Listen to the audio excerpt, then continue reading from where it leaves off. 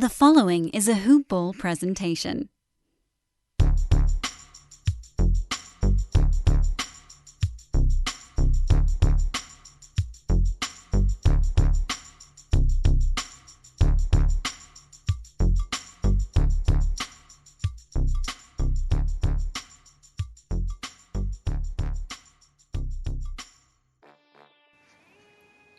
Hello and welcome to the Hoop Ball DFS Today podcast. Today is November 15th. I am Mike Apatra. I'm joined today by my good friend and our recent Coaches Challenge champion, Andrew Hansen. The floor is yours, my man. I mean, I was just talking to you about it before air. You were having the time of your life. You went to a Celtics game. You're watching a good game in person. And then you're just taking down tournaments without even trying, man. I love it. I love it. I'm glad you won. Congratulations. I'm a little jealous of the swag, though. I got to tell you that much. Well, thank you. Yeah, I must say it was a good NBA night for sure. I got to go to the Celtics Wizards game with my wife. And so, that was an exciting game, a very high scoring. What was it, 140 to 133? And both of the Celtics and Wizards are on this slate tonight, so we'll get to talk about those teams. But, it was the Coach's Challenge. And I must say that you and Coach really motivated me, talking about how you're going to team up, make sure you beat me. And so I thought, okay, well, if it's 2 against 1, I better bring my A game. So I'm motivated to. And then the big news for me in this lineup was Enes Kanter, because instead of the three-headed monster on the front court for the Celtics, Tice was out, Robert Williams III was out, and so all of a sudden Kanter was starting. Brad Stevens said he's not going to play 30 minutes, but he ended up playing 25, and that's what I was hoping for at his low price. So he hit value for me, and I think the other key play for me was Fred VanVleet. The number that I noticed was, Coach has already talked to us about how he's leading the NBA in minutes, him and Lowry. And I also noticed that in that second game of a back-to-back against the Clippers, he played 45 minutes. So I thought, well, I'm going to play him against Portland. So he was in all my lineups. And then I liked the price on Kuzma. He had a nice game for a value player. And then the final piece of the puzzle was actually JaVale McGee, which is ironic since I know you and Coach have a history with JaVale McGee, but he was one of those players where I needed to fill the salary, and I scrolled down. I looked at about the next 12 to 15 players that were cheaper than him, and I'm just trying to fill the last utility spot, and I just didn't like any of the other players. And with Anthony Davis out, he made a little bit more sense. So in he went, and he was definitely the difference to get me to the top. Yeah, and he haunts me. You know that. I'll never hear the end of that from Coach. And, at least it wasn't like I told you not to play him on that night, and then you went and played him anyway. Right. That's kind of what I did with Coach. We were having an off-the-air phone call, and it was like Kyle Kuzma was returning. The game looked like it was going to be small ball, all set up. And I was like, yeah, go Kuzma. Don't play JaVale. He blew up that night. So I still laugh about it. I think it's hilarious, and I'm sure I'll never hear the end of it from him. Right. But yeah, man, congrats. I mean, you built a fantastic lineup. You smoked me. I was, off to a pretty quick start. A lot of my guys kind of cooled down, getting excited when I seen Bazemore had, 18 to, I think it was like 18 or 20 at the half. Super low owned. A lot of people hopped off him when Hood came back. I kind of stayed on that train. I just know that he's a little volatile, but he's got a ton of tournament upside. So, I think tonight we're looking at another pretty fun slate overall. We kind of saw a few other narratives that we took advantage of, and then I say tonight because we do record this the night before, so I'm actually talking about this Thursday slate, the 14th slate. So few narratives. I don't know if you heard last night's show. We got to bring on Miles. He got to do his first show over here. He crushed it out of the park. Yeah, I heard that and I enjoyed it. Yeah, man, we're growing, man. We're getting a little team over here. We're getting a good group of guys. I think everybody is knowledgeable. Everybody has like a different way and a different approach to guys they play. Coach has his guys. I think I have a couple of my guys. You're definitely our hometown John Morant guy. I think we already know that. So learn a little bit more about him. But we have 8 games to break down. Before we go any further, though, I just wanted to give a nice shout out to my boys over at Hawaiian Isles Kona Coffee. Andrew, so I heard the podcast. I kind of heard you talk about it. I want to hear your review, though. It means near and dear to my heart. It means a lot to me. I know you had your nice gold clip. You took your fastener off and you brewed up a nice steaming hot cup of Joe. And That's exactly what I did. what did it taste like? Oh, I mean, you said it well. It's like earthy, delicious Hawaii. I mean, it's like you're tasting Hawaii in the morning. It's fantastic up here in the Northeast where it's cold and nothing like Hawaii. And the gold fastener is just like the cherry on top. It's like I take a sip in the morning. You tilt your head back a little bit. You close your eyes because it's so warm and good, and it's like it wakes you up immediately. That when I put my head back down, I open my eyes. I'm wearing one of those luau T-shirts with the leg going across my neck. I poke my head out the window, and I'm looking at a nice sunrise. It's all those feelings combined into one. I'm a big fan. Obviously, you could tell. Go visit them at Hawaiian Isles Kona Coffee or on Amazon. Search that. Or go visit them at hawaiianisles.com, or you can get them at Twitter at Hi Kona Coffee. That's HIKONACOFFEE. Hit them up, or just let me know. I'll direct you there. Very easy. I'm more of the Amazon type of guy. Let the drone drop it off, make it nice and easy. That's the way I like to do things. But let's get into this, man. We have 8 games to break down. I think I'm always trying to be the gentleman over here. So first game on the night, we have Friday. So I'm losing it right now. 7 p.m. Eastern Standard Time game. Detroit versus Charlotte. You want to start it off? Sure, I'll start with the Hornets. So the big change recently is that Graham has begun starting, and first time out, he didn't do that much. Rozier had a huge game. And then we've got Bacon coming back. He's probable, but he's going to come off the bench. So now there's a real cluster on the wing, on the bench, that I'm not interested in. Bacon, Monk, Cody Martin. So I'm going to stay away from those guys. And at first glance, Graham is more expensive than Rozier, so I'm just going to play Rozier. Detroit has not been good against point guards, so I like his value. And then I have some interest in Cody Zeller as a cash play maybe, but not for tournaments. So really on the Hornet side, Rozier is my only interest. Yeah, I agree. And a lot of people might be turned off by Graham entering the starting lineup now, and it may be hurting Rozier. I actually think it helps him. This offense was kind of struggling for points. They didn't have a lot of bucket getters and guys that can create for themselves. Travion Graham might take some defensive attention away. And we kind of saw in the last game. You got Terry Rozier was a little less shy with a little competition also in the starting lineup. So he took 20 shot attempts, came out there, absolutely crushed it. So yeah, I do like him. 6,600 on DraftKings, I think is pretty fair.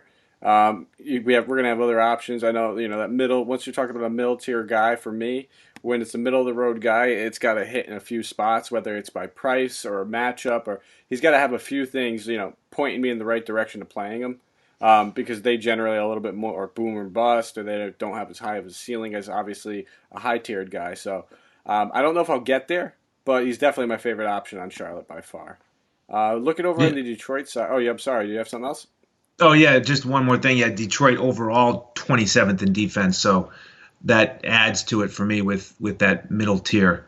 But there's a guy on the Pistons side who's in that same tier on the wing, Kennard, 6.5. What do you think about him? So I haven't been riding the train, and this is you hear me say it often. I'm paying the price a little bit. I mean, he's been absolutely crushing. The price tag's going up though. Every single game we've kind of seen it go up a little bit. Now it's up to 6,500, and I don't know, man. It's tough for me. If you want to play him, I'm not going to knock you. I just always feel like I jump on these at the wrong time. The shot attempts are there though. 18, 17, 21 shot attempts over his past 3. Maybe talk me onto it. That's what I need. I need somebody to talk me onto it because I feel like if I jump on the train, it's leaving without me. No, what I'm going to do is I'm not going to talk you either way. If you feel strongly about him, then go for it. I mean, he did have a nice full line, 22, 1, 5, 2, and of those shots in the last game, he shot 12 threes. So I really like the way he's playing, but Derrick Rose is going to come back. So now, it would be one of those situations where I'm in the same boat. If I jump on him now, then Derrick Rose is just going to soak up all the usage, and he's going to have his first off game in a few. So I'm one of those with him that I would like to play him. I don't think I will on this slate because some of the other guys in his price range. But if somebody was going to play him, I think it makes a lot of sense. Yeah, definitely. And I mean, I think the only other option I'm really looking at on the Detroit side of the ball would obviously be Andre Drummond. Blake Griffin coming back, it definitely impacts. We've seen the impact. He was not shy whatsoever, especially in his first game back, man. I thought he was going to take it a little bit slow, 24 minutes, but 12 shot attempts in 24 minutes. He's going to continue having massive usage. So, I didn't really look. I didn't do my homework on this. I don't know if they're on a back-to-back. I'm sure that we would already have the news if he was going to sit in the front half. If it was, I'll look into that. Maybe they're not. Okay, perfect. I appreciate it. You're better than me. So yeah, I think you can look at Blake. I think we're going to see a couple more minutes from him. I think 7,100 is a fair price tag. I wasn't on Paul George tonight, and he looks like he's paying off his price. I haven't checked recently, but he played 21 minutes and he was doing well. So if you want to take advantage of it, and if he gets 30 minutes, it's fantastic. If he gets 28, it's probably still fantastic. But I don't know, Andrew. I think it's going to be tough for me. I kind of like to see the minutes and then jump on. He's not a guy that, like, when I jumped on Jeff Teague and I was waiting for him to come back, it was an illness. It's a totally different thing than when you're dealing with, I think he had a hamstring injury. So I may just, ease on the side of caution with that one. Where do you Yeah, think? I'm gonna stay away from Drummond and Blake with them both playing. Exactly. Just wait and see. Wait till Blake gets to full strength, full minutes, and see how it shakes out at that point. Yeah. All right, cool. Let's move on to the next game. We have the San Antonio Spurs going against the Orlando Magic. This one's going to be taking place in Orlando. I'll just start this off, Andrew, and I'll just take the Spurs because I think we know how this goes when I let you pick. Yes, we do. I just get them anyway. So I'll just start off and I'll take them, and I'll just take this game off and I'll say pass. How you doing? I think I'm with you on the Spurs side.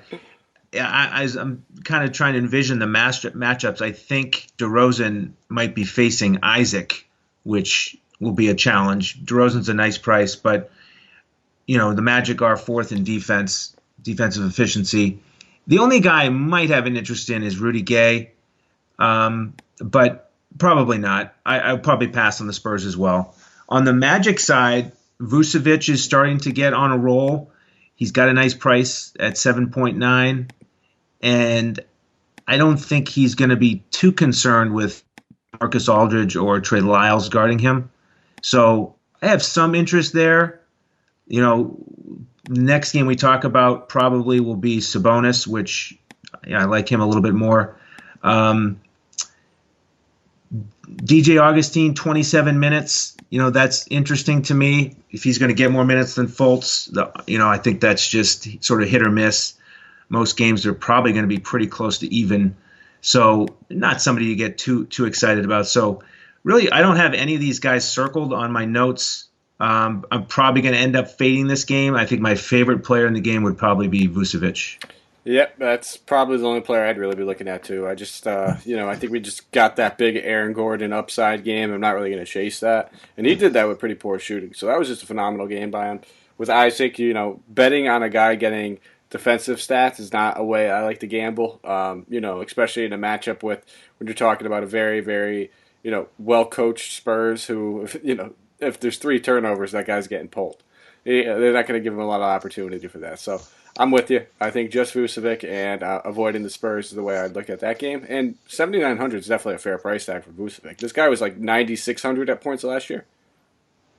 So moving on to the next one, we have the Washington Wizards going against the Minnesota Timberwolves. This game's going to be taking place in Minnesota. You got to talk about your Wizards, man. I know you just saw IT. Yep. I'll let you start with them. All right, I will. Yeah, this is my favorite game on the slate. 2 teams that are top 10 in pace. Wizards are 6th in offensive efficiency, and they're terrible at defense. They're 29th. So this is going to be a shootout. We just got to hope it stays close. And this is the leading game for me. And on the Wizards side, Beal is still a good price at 8.5. He was tremendous last night against the Celtics. I texted you guys. It was the quietest 24-point first half I think I'd ever seen. and then he ends with over 40, and he was just terrific, driving to the hole, pull-ups, step backs, getting fouled. He was just excellent. So at 8.5 in a game like this, he's going to be one of the core plays in my lineups. And I got I think you can play Beal and IT. Maybe Thomas doesn't play quite as well. I think he was probably up a little bit to be back in Boston. But I think you can play both. And then the value play that I'm interested in for the Wizards is Davis Bertans. He's only 4.3 on DK. And the thing I noticed about him is it almost seemed like the Wizards were running plays for him. Out of timeouts, it'd be bang, bang, pass, and he'd be open for three, and he'd shoot it in stride. And he was, he got 10 rebounds off the bench. He was 9, 10, 3, and 1. So at his price tag in a game like this, I really like him as a value play. Oh yeah, I'm definitely with you on Beal. I think this is like a nice game where you can play Beal, run it back with one or two guys over there on Minnesota. I'm gonna stay away from until we see the big minutes locked in for a little while. I don't really want to go there. I think I played him a little bit last game, but it was mostly because of the narrative. I don't know. I mean, maybe he plays 33 minutes again. I kind of think that was a lot due to the whole Boston thing. They are on the upward trend. If you want to play him, I completely get it and I understand. I'd rather look on the other side, play Jeff Teague for a little bit cheaper, or actually same price on DraftKings. So that's kind of the way I would look at that. I don't know how you feel. Who would you rather play, Teague or Thomas? Well, Teague was cleared to play last game and he didn't play at all, right? No, he played.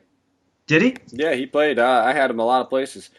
He played 23 minutes, and he put up 18 points, 6 assists, 2 rebounds, and in 23 minutes on 6 of 10 shooting, he 33.5 DK points.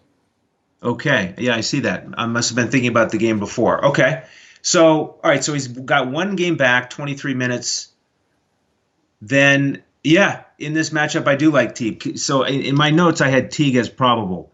So if you're going to update me and tell me that he's playing, then in this matchup, yeah, I like Teague better than Thomas at the same price.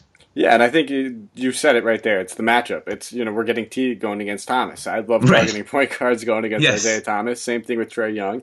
It's like they give you might as well give him a couple extra points. Maybe it's like 3 or 4 extra DK points just due to that matchup. So I think he should probably see a couple more minutes, maybe 24, 25, 26, somewhere around there. I wouldn't be shocked if he doesn't get over the 30 mark, but due to the matchup, and I think that a lot of people are going to be kind of look at that 33 minutes that Isaiah Thomas played, and the thing is with Thomas, if he's getting chewed up like terribly, they have no choice but to pull him off the court. They're not going to leave him out there. I think his best place is coming off of the bench personally, being that second unit spark kind of guy.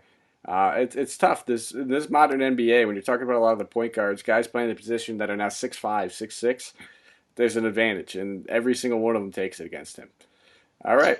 Looking over at, anybody else? I know we just went through Washington. Do you have anybody else on Minnesota? I know I mentioned Teague.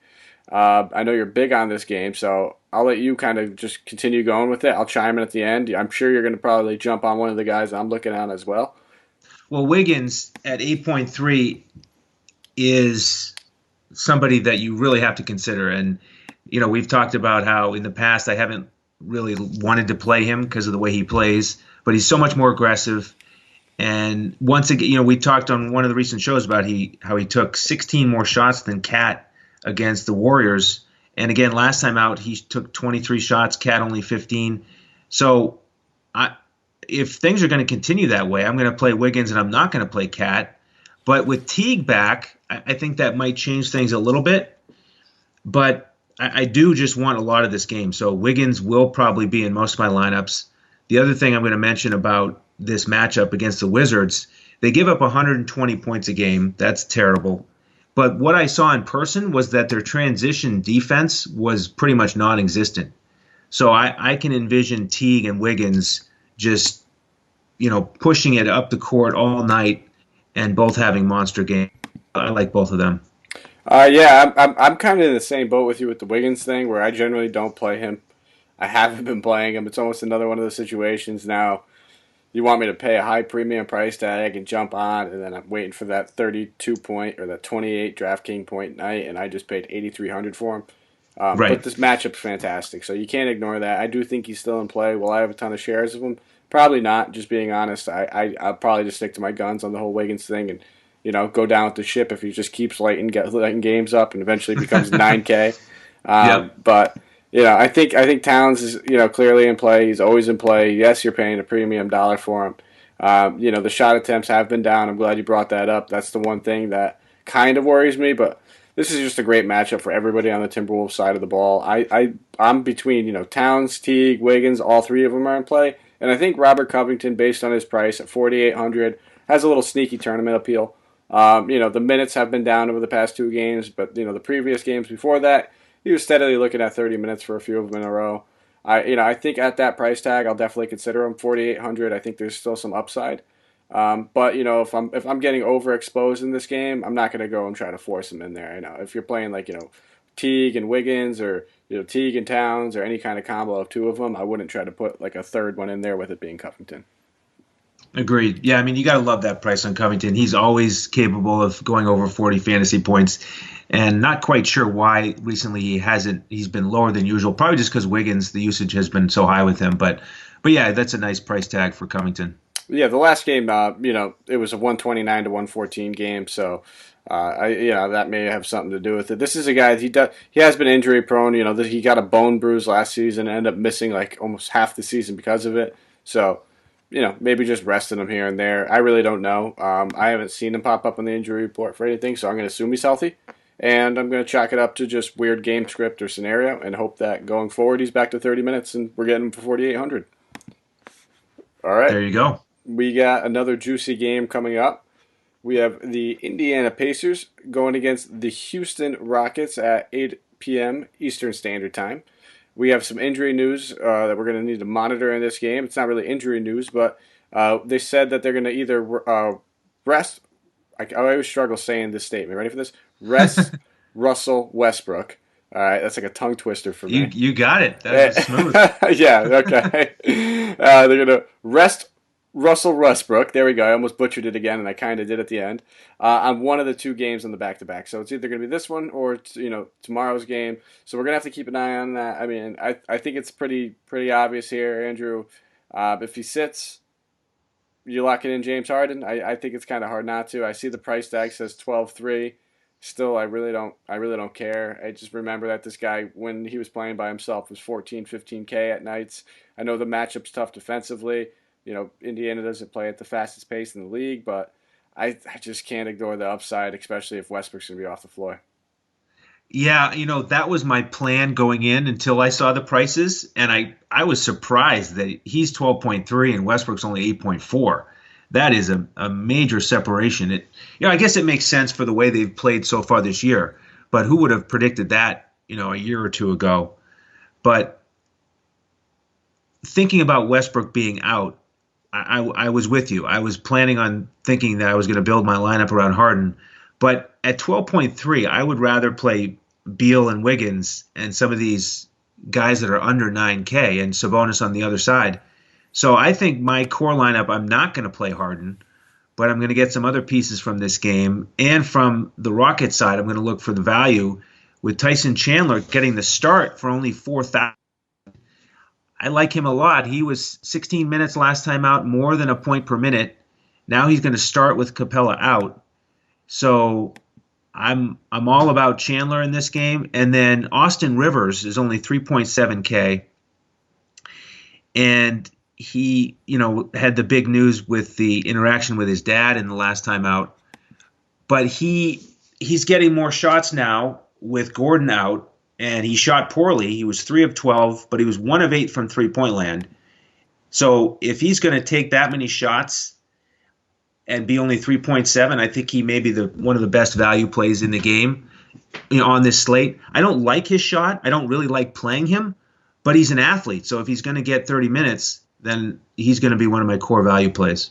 Yeah, I can't knock you. There's going to be a ton of value that pops up. That price tag for Harden is is it's tie. Let's be real. You could easily take a balanced approach and get a few more of those extra studs.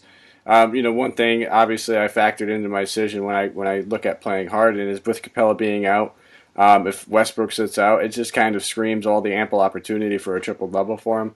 Those rebounds are going to be running wild, and I wanted to bring it up. If Westbrook does play, I think that bodes well for him a little bit. If Capella sits, yes, Tyson Chandler's still a great rebounder. Don't get me wrong, but I think that when you're talking about a guy like Tyson Chandler grabbing a rebound and starting a play up, you'd much rather take the approach of Westbrook or Capella doing that over him. So I think that if we see Capella out, Westbrook plays.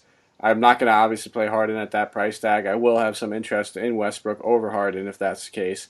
If he doesn't, I'm still definitely going to play him. I think Chandler is a solid value play.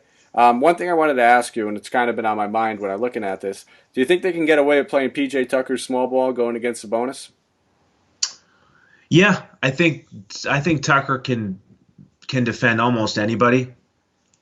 So it wouldn't surprise me at all if they do some of that, because Houston just doesn't have as many bigs that they are going to count on. They've got more wing players that I think they'll throw out there, whether it be Ben McLemore or Rivers. So, yeah, it wouldn't surprise me at all if there are some minutes during this game when Tucker is the biggest guy out there and he's the quote-unquote five. Yeah, so that's like my only thing when I'm looking at Chandler. He did get a little bit of a price boost. He's at 4K on DraftKings. It's nothing crazy, but it's not like it's a minimum salary type guy in this scenario. Everybody else is going to know about the Capella news. DraftKings knew about it, priced him up accordingly. So I'm a little worried about that. I think he's going to be a lot of people are going to go there for that value in this game. And if he ends up being limited to 18, 19 minutes, there's a decent chance that he just gets to where I don't think he's going to come very far away from not hitting value if he doesn't. But I'm not necessarily think he's going to break a slate. So if I can pivot off him, I think I might. It's tough for me. I'm still going to be thinking about it. I'm going to be bouncing back and forth. I might not even need the value. It's really going to be based on my construction. But otherwise, I'm really not interested in anyone outside of Rivers. I think Rivers, like you mentioned him, is going to see increased minutes off the bench. I think he's going to get a lot of usage off the bench. I'm definitely interested in him. I like him going against the bench unit of Indiana. I think that I'd much rather play Rivers over Chandler. I mean, that sounds like I think it's a little bit of a hot take. I think Chandler definitely we feel like he has that safer floor, but I think Rivers can easily have high 28 to 30 DraftKings point upside in this matchup. Yeah, I think Rivers probably has a slightly higher ceiling, but I guess historically I've always been a fan of Chandler, and despite his age, I think he's so smart that and aggressive that if he gets 24 minutes, which I think he will, I think it'll be hard for him not to approach a double-double. So I like him as a value play in this one. But yeah, I like Rivers as well. All right, man. You know what that means? Just run out a couple GPP lineups. They're very similar price tags. Hedge your bet. Put one in with Chandler, one with Rivers. Make sure they're both at utility. That way you can swap them.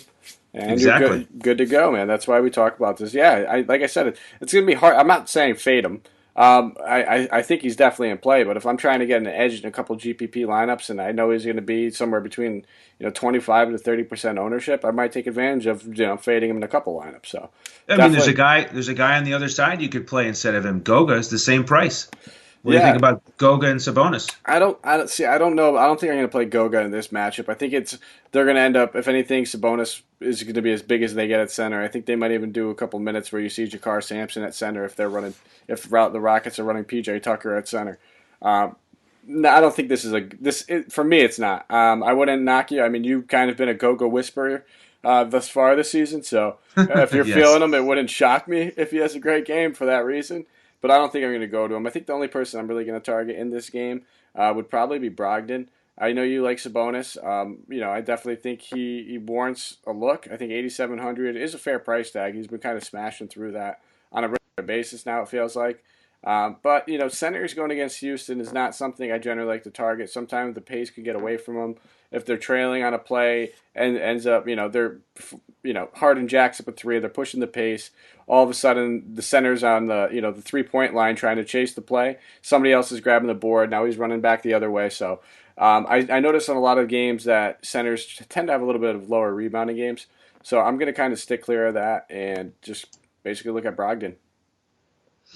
Yeah, I mean, I think in general, I agree with you on centers against Houston. I think Sabonis is athletic enough to keep up with the pace, and I feel like Brogdon again, his upside's been a little bit limited since Aaron Holiday's joined him in the starting lineup. So I am going to stick with Sabonis in terms of the higher priced Pacers, and Goga maybe he'll be my 10% hedge swap for Chandler. Yeah, I mean the only argument I guess I got going for Brogdon against that would be past two games limited minutes 25, 29 minutes. The game before that he only took 11 shot attempts. Maybe it could have had something to do with Holiday, but if we look at the games prior to that, 38, 47, 36, 46. Yes, I get Holiday wasn't in the starting lineup for all those, but I don't know if Holiday would be the reason why his minutes are limited. I'm chalking a couple of those bad games up to those, and in those games, 25 minutes he still put up 34 and a half DraftKings points, and in 29 he put up 37. I think he's going to get a good matchup if he's got James Harden because he just doesn't play defense. Even if it's Westbrook, Westbrook's not necessarily known for his defense either, and if it's not Westbrook, we'll probably see Austin Rivers starting alongside of him, and we'll take that as well. So, I mean, it's kind of on that merit. I think he's definitely an option. Would I rather spend up, the extra 900 and get Beal? Yes. I mean, that's just it goes without saying for me. So I don't know if I'm going to get a ton of shares of him, but I think, given the $1,100 price salary difference, I think I would prefer Brogdon over Sabonis. But yeah, man, you're right. I definitely think he still has plenty of upside. You're bringing up his athleticism. I do think he can keep up on these plays. I maybe the center scenario doesn't work as much with Sabonis as other, but at 8,700, I think that in order for him to really crush me out of cashing and avoiding him, he'd have to put up like a 55 or a 60 point game. Yeah, you're right. I mean, his price tag is creeping up, so you get some savings on Brogdon, and it's going to be fast paced compared to what the Pacers are used to against the Rockets, and more possessions with Brogdon against the Rockets. That's a good scenario as well. All right, man. I like it. We've been disagreeing a little bit, not really disagreeing, but you've been having your takes on some guys. I've been having opposite takes on them, so this is good. I like getting two different perspectives on it. Always makes it fun. We're almost about halfway through, so I just want to give another shout out to Hawaiian Isles Kona Coffee, most fantastic coffee company in the world. Get it in your cup every morning. Go visit them at hawaiianisles.com or go on Amazon, search Hawaiian Isles Kona Coffee, or jump on them on Twitter at HI Kona Coffee. Check them out. Fantastic. Andrew backs them now. I got him to be a believer. I'm very happy for you for ordering it. You'll never probably go with another coffee company again. And we don't say this just because they sponsor it. Try it, and you'll, listen. If you're listening, go order the coffee, try it, and then just message me or tweet at me and let me know what you truly and honestly think. Because I think a lot of people think I just fluff this up because I love them and they sponsor us and everything like that. No, but it's actually really good coffee, guys. So try it out. Yeah, no, I agree, and I don't like to fluff things up. And here's another actual description of why I like it. I don't really like bitter coffee, and so go ahead and try it. I mean, if you like bitter coffee, maybe it's not for you, or maybe there are some other blends that you get, Mike. But for me, like the first way you described it, it's so smooth. It's true. So that's why I like it so much. It's smooth. It's not bitter, and so yeah, I'm about ready to put in my second order. I hate bitter coffee, Andrew. I hate it. For me, it feels like it's been sitting in like one of those, those hot pots on the what are the heater, the heat warmer. What do they call those? There's a specific name. I don't even care. I don't like it. I don't like bitter coffee. Right. You're a New England guy, so Dunkin' Donuts is all around the place, everywhere over here, and they have very bitter coffee. I don't like their coffee that much. Well, I like theirs better than Starbucks, but to me, Starbucks is bitter. I don't really like it. I like Dunkin' Donuts, but this is even better. That might be your biggest hot take of the night right there. All right. Well, we got a couple more games to get to, and I guess, another presenting sponsor. We're about halfway through the show, so I think it's a good time to say Coach is old, throw a few jabs. Yes, you beat me in the contest last night. I understand.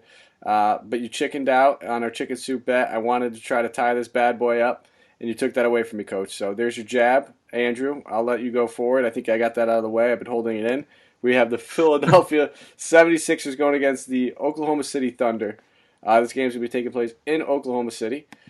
Should be a pretty fun game. I think we got a pretty good idea of everybody who's playing in it. There's not a lot of injuries to kind of really watch in this one. Andrew, start us off. All right, well, I'm going to give some very soft commentary on this one, and since you sound like you like it more than me, I'm looking forward to what you have to say about it. But on the so I'll just go quickly. On the Sixers side, Embiid is back. He's 9.2. He's really the only Sixer I'm interested in, since it seems like everyone's going to be playing, and this is not going to be a pace-up game.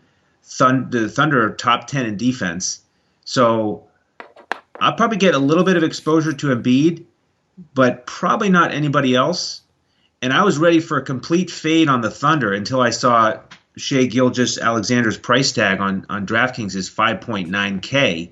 So I think I'll probably get a little exposure to him and hope for a bounce back because, 3 out of the last 4 games, I think he's been undervalued. But that's just too cheap for him. So I like that price tag. And price tag is like the theme of this game for me. It's not like I'm absolutely in love with this game in general or anybody in it, but I think everybody on both sides of the ball is priced pretty fairly. I think there's value in all of them. I think Embiid's underpriced. I think Simmons at 7,200 is underpriced. I think Tobias Harris at 64 leaves a little room, a little juice in the orange, I guess. Probably wouldn't play Horford. How about the bone? Yeah, juice on the bone. The juice on That's the what bone. I prefer. Yeah, lose a little juice on the bone. I should just keep saying that. We'll just keep that going now for the show. Let's just do it. I might as well just roll with it. Yeah. I'm not going to really play Horford with Embiid in there. I'm not going to play Richardson with Simmons in there. So I think those 3 guys with their price tags, I think they're in play. I'm not going to go overboard on them, but if you happen to land on one and it rounds out your lineup, great. And same thing with OKC. I think Shai is way too cheap.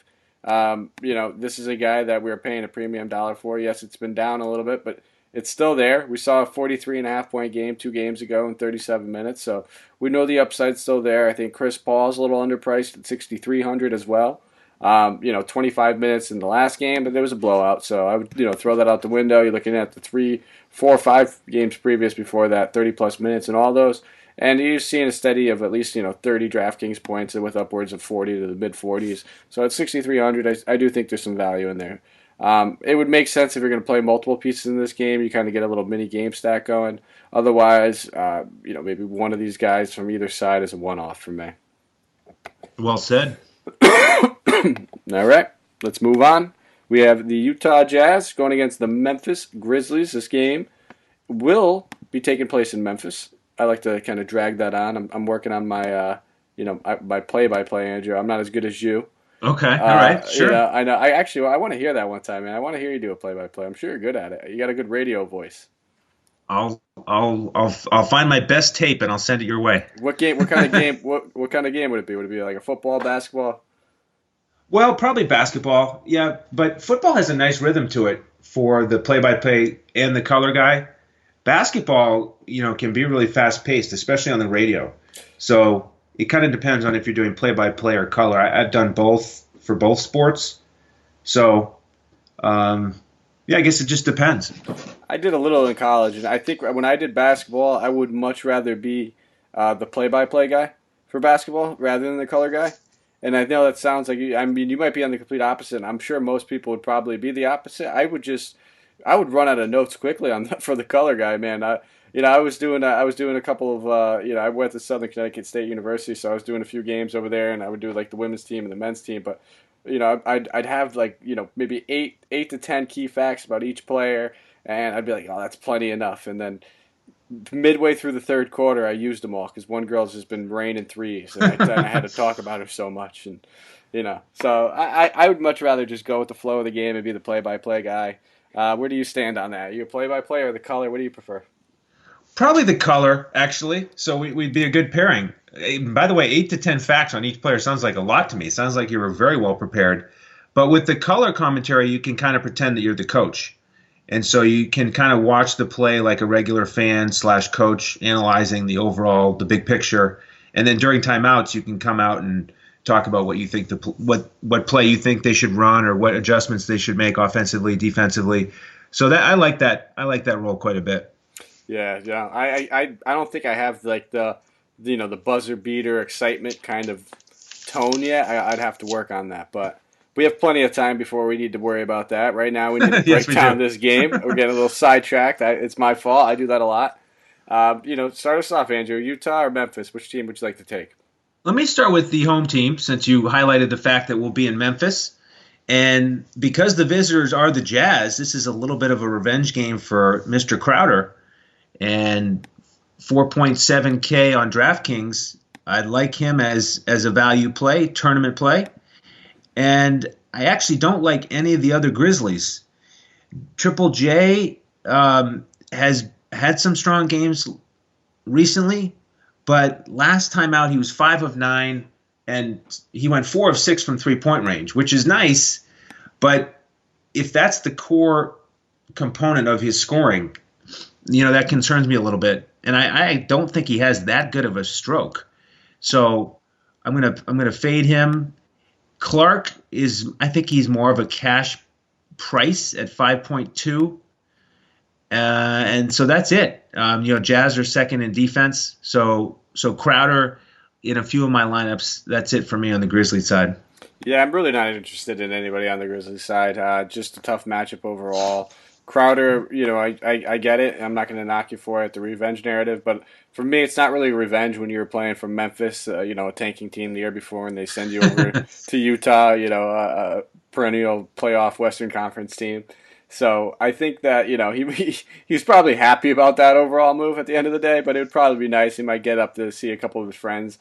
I think the price tag's fair. He's not going to have any sort of a tough matchup really on the other side. That's like maybe, I guess if you're going to say one vulnerable spot on Utah's defense might be them at small forward. So definitely an option. I'm more interested in the other side of the ball, and obviously the elephant in the room, Mike Conley revenge game, 6,400. Are you playing him? I might do one lineup where I stack him and Gobert and hope that they have some nice correlation. But I am probably going to play Rozier, at 6.6 in this price tag, and somebody in the Kings Lakers game that we'll get to in this price range. But the Grizzlies aren't very good against point guards. It is the return game, so got to have a little exposure to him. Yeah, and the big fear is it gets emotional, like kind of what we saw at the Kemba Walker one. Right. I'm sure that they'll do some sort of tribute video for him. Right when he gets there, he's be hugging coaches, crying, signing babies, the whole nine. Uh, so listen, I'm gonna have shares of him. I'm not gonna go overboard on this narrative. I mean, I think temper your expectations. He has been struggling. He has been trying to find his way in this offense. It's not him just moving to a new team, and maybe Mitchell just looks at him and says, "Dude, do you tonight? Ball out, have fun." And that's kind of why we do get the exposure in this scenario. Because if it was the same, switch the team names, same kind of matchup, same pace, whatever it is, I probably wouldn't be playing him. But I'm going to get the shares because of the narrative. I do think that we were talking about a guy like Mike Conley. It was almost like that Kemba Walker one where he spent so many years with one team. He was the franchise face for him. Every fan in that city absolutely loved him. And he left on good terms, I guess. So I'm cool with it. If you want to play him. If you don't, I understand why you don't. He's like I said, he's been struggling. I'm probably not going to go to too much Gobert. I just think that with the other options that we have on the slate, he's very very dependent on those bigger rebounding games from the really crush his value. And for me, he's been putting him up. But Joe Val's not a bad rebounder. I think that he's going to hold his own. Brandon Clark coming off the bench, another good rebounder. Yes, Gobert's the Stifle Tower. He's 7 feet tall and everything like that. But I just don't feel like I want to target him in this matchup. I actually think this game could get out of hand. I don't want to just scream blowout or anything like that because we know what that could do. But it wouldn't shock me if it did. Yeah, agreed. Yeah, Gobert, I definitely have less interest in him than Conley. All right. 2 games left. We're going to the late game hammers now. Boston Celtics going against the Golden State Warriors at 10:30 Eastern Standard Time. This game is going to be a pretty fun one, man. I actually think it's going to stay close. I don't know. Do you? I don't. Boston's been so good, but this Golden State team, they're a little scrappy. So they could be. I think if they actually just play Pascal instead of Draymond, they'd stay in a lot more games. That would probably be my thinking. The 2 games with Draymond back, yes, he got ejected out of one of them, but neither one of them have been too pretty. He had the lowest plus minus on the team. I'm looking at some ancillary pieces in this game, and I think that this is where I'm going to get a little bit of my value from. That's why I'm Okay. juiced up from. I'm not going to go overboard on any of the starters. I don't even think I'll play Kemba Walker. I think if you're going to play any major price starter in this game, you're really just looking at D'Angelo Russell for the massive upside that he's been producing lately. But you're going to need this game to stay close for 4 quarters, and then you're going to want to throw somebody back on the other side as well. But I'll just try to go in order instead of bouncing around. Going with the Boston. Like I said, I'm not playing Kemba. I'm probably not going to play Jaylen Brown. Probably not even going to play Tatum in this. The guys are all pretty much priced up. Actually, Brown a higher price than Tatum, so I would still probably prefer Tatum over him. But I think your boy Enes Kanter, I know 4,900, still a pretty good price tag. Both of the Tice and Williams are questionable right now, so we're gonna have to kind of monitor that news. But if we see them both ruled out again, I'm willing to go back to the Kanter well for some value. Yeah, I would go back if those guys are out, but I'm going to assume that they're going to be back in, at least one of them. So I'll probably be off Cantor in this one. And I agree with you. On the perimeter, the Celtics are just so balanced with their distribution right now. Those 4 guys in the game that I went to last night, they all shot between 12 and 20 shots. So it's so much different than comparing them to the Warriors backcourt with D'Angelo Russell, who's going to dominate the usage. So I agree. For the wing players, I'm most interested in D'Angelo Russell from this game. On the Celtics side, maybe Marcus Smart at 5.9. That's a nice price for him. But I'm not. I'm a little concerned about a blowout for the Celtics. So I don't want to play. I don't want to pay for any of those higher priced perimeter players. But maybe Marcus Smart. Yeah, and I think you're paying for them. That's the thing. You're not just worried about the blowout and everything else. You're worried about them hitting that price tag as it is, even if the game stays in contact. Because, like you said, they both do. All 3 of those players do spread the shots around, and generally we see one guy is the one guy that has like a big night out of the 3 of them. And I don't like trying to sit there and peg that one guy and getting them right. I'd rather just kind of go in other spots with the situation. But Russell definitely in play for me. If you wanted to go back to Glenn Robinson or Alec Burks, I think both those guys still have pretty good value. I want to see Burks playing bigger minutes before I really lock him in. When we see he gets 30-plus minutes, he's like a sure lock at that price tag. But right now it looks like they're getting kind of distributed amongst a few other players between Poole and Robinson as well. I'm really probably just going to end up playing Russell now. I'm talking myself even out of the other guys. Yeah, that's a good way to go. The only I saw the end of the Warriors-Lakers game, and D'Angelo started to look like he was a little bit disinterested. He kept passing, almost like he was just trying to go for the double-double because he had 8 assists at that point. And that's my concern with him is what's his attitude, his demeanor going to be going forward if they keep losing? Is he going to stay ultra-aggressive, or is he just going to be passive and just kind of go through the motions? But I'm until he really trends down, he put up over 80 fantasy points the other night. So at 8,000, I think he's a good price. Yeah, there's not too many guys in the slate at that price tag that can put up 80 fantasy points. So That's I think right. that's enough said. You can't really argue against the guy that has that sort of upside. You could say you don't want to play him, and no one's going to argue with him. But if you say completely fade him, that just kind of seems like a little arrogant. You know what I mean? You can't. Yes. That's why you'll hear me say a lot of times. Do I like Giannis on this slate? Well, yeah, it's Giannis. I mean, I like him against Right. anybody. It's not. There's nothing to. He could go off against anybody. He's matchup proof. So with those guys, yes, you want to target them in better matchups. But sometimes targeting those guys in bad matchups where you get your edge because they can still get 80 points and now they're lower owned because they're in a bad matchup. So maybe we get Russell at a little bit of depressed ownership just because a lot of people think this game could get out of hand, and that's something we take advantage of. Right. All right, moving on to the final game of the night, Sacramento versus the Lakers. This game's going to be in L.A., obviously. I said obviously, but in California, obviously, I should have said. But yes, in L.A. Start it off. Who do you want to take, the Lakers or the Kings? Well, I'll go with the Kings. The Lakers are a bit of a mess, I think, with their moving parts. Oh, so that's nice of you. I appreciate it. All right. You are a gentleman. I know that. So for the Kings, a lot has changed with Fox being out. We've got the Corey Joseph question, got the perimeter question. With Buddy Hield, I'm not going to play Buddy Hield, even though I think he's bound to break out here soon enough. But I noticed that when the Lakers played Phoenix, Booker only attempted 2 3-pointers. So if they've got that capability to contain a player like that on the wing who's willing and able to shoot 10 or more threes, then I have a feeling they're going to do the same thing with Buddy Hield. Maybe that's Danny Green. But the guy on the wing that I am interested coming off the bench is Bogdanovich. And I had a lot of fun watching him against Portland put up more than 50 fantasy points. He was in all my lineups that night. And I just think he's the one who's really going to take advantage of Fox being out. He's going to get more minutes, more usage. So I really like him at that price tag. And then Bielitsa, same thing, 36 minutes. A guy who can easily get a double-double. He shoots a lot of threes. He's only 5.6K on DraftKings. So I have a lot of interest in Bogdanovich and Bielitsa.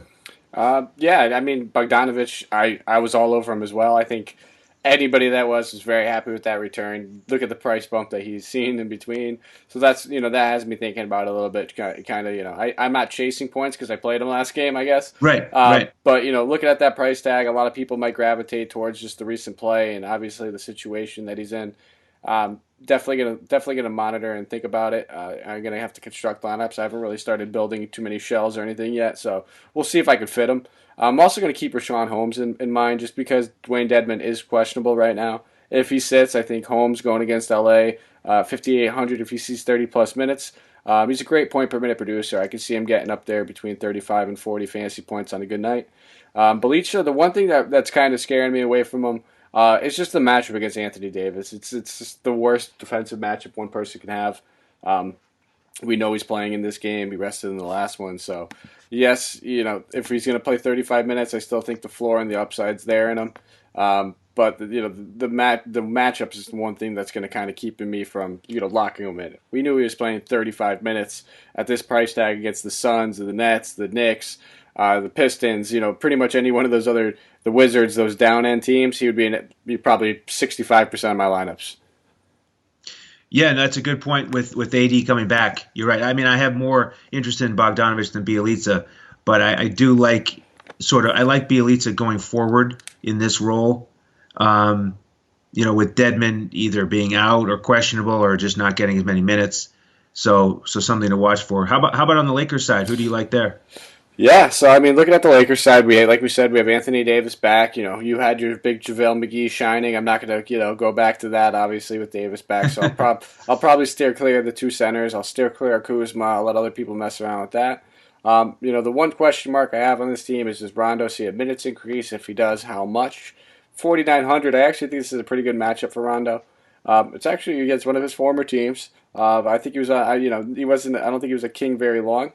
But I might even be wrong. Now that I'm thinking about it, he's played for so many teams. Was he a King? No. He was a King. He was okay. I had to think about it for a second. It was a short and rather tumultuous stay. I thought it was. I was like, I can't be making this up. I can picture him in the jersey with the white headband on now. But yeah, I want to monitor that just because we know he's a point per minute guy. He's, when we look at year-long fantasy, he stinks at a lot of stuff except for other than assists. But, with the way he can get rebounds as a guard, he racks up a couple steals. He really only needs 8 to 10 actual points. And all of a sudden he's at 40, DK points at 4,900. That's with, playing probably 26 to 30 minutes. I don't know if he gets there. I mean, he only played one game, missed every other one so far this season. I'd probably have him pegged more towards like that 18 or 19 range. So keep your eye on that. Once we kind of see those minutes get up there a little bit more, we can feel a little bit safer about jumping on that. But, out of all this breath and hot air I just wasted, I think it's easy to say the only people I really have interest in are going to be LeBron James and Anthony Davis. Well, those are nice guys to fall back on, for sure. Out of all that being said and done, Anthony Davis and LeBron James are my only interest on this side of the ball.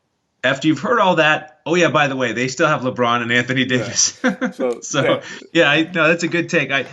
I'm with you on Rondo. I mean, if he was going to play 26, 28 minutes, I'd be all over him at this price tag. Let's see how many minutes he plays. They do have a lot of capable backups that they're going to run out there, Caruso and Quinn Cook, until Rondo's ready for full minutes.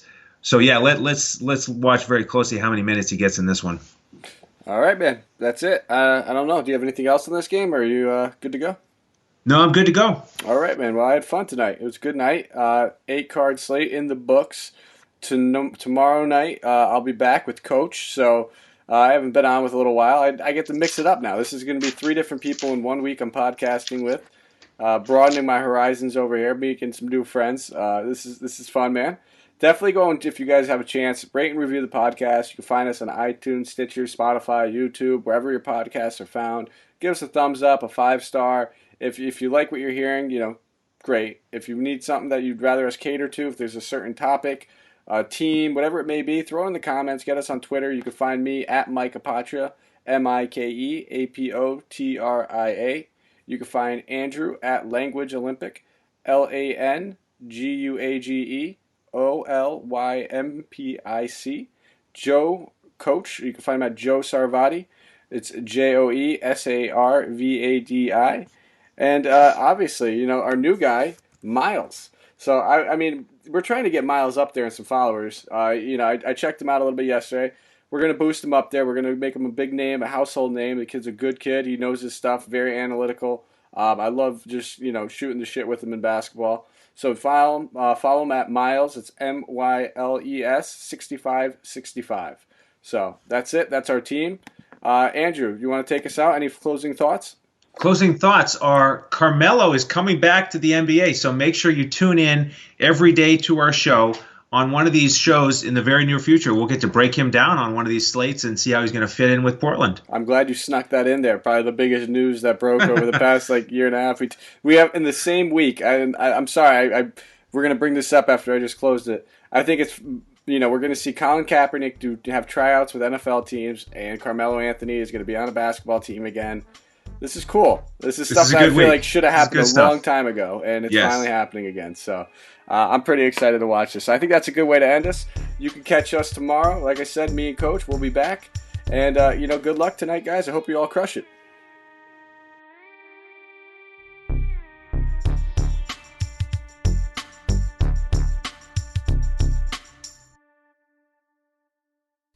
This has been a Hoop Ball presentation.